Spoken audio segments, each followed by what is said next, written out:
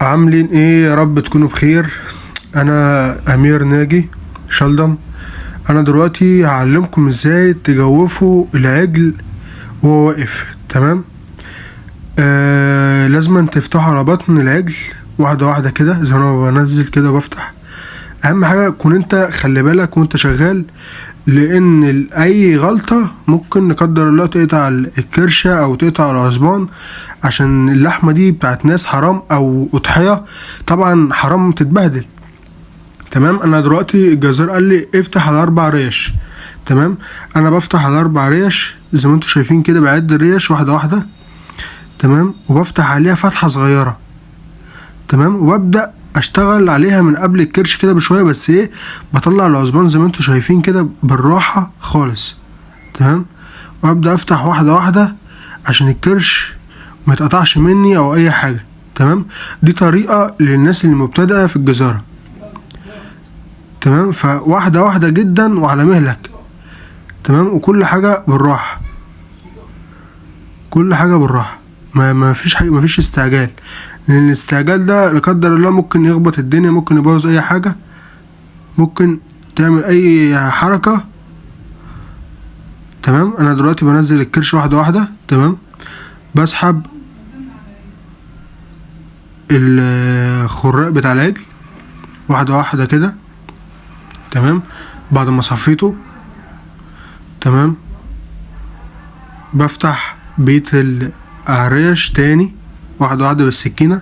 تمام. ابدا اشد الكرش شويه شويه عشان يفتح عليا، عشان انزل الدوار عليا والم الحلويات اللي فوق الدواره واصدرها فين؟ في الكبدايه بالسكينه كده واحده واحده.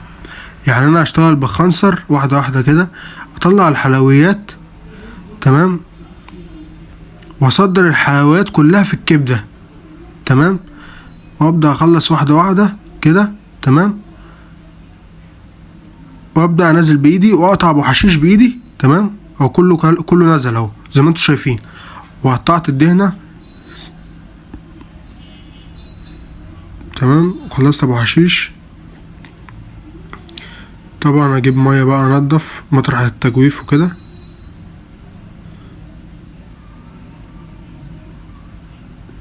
وابدا اشتغل اطلع المراره. اهم حاجه المراره تطلع.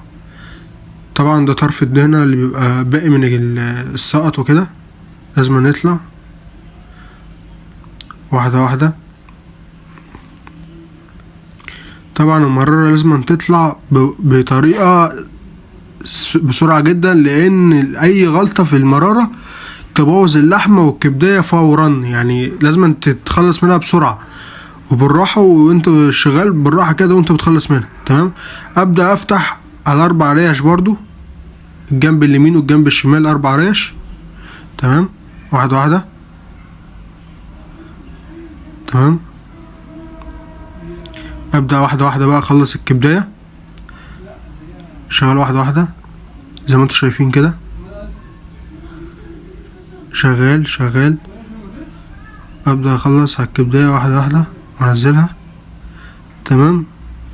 طبعا عند حبيبي صالح اخويا وحبيبي الكبير، طبعا البضاعه بتاعته ما شاء الله احلى حته كبده وحاجه ما شاء الله. تمام.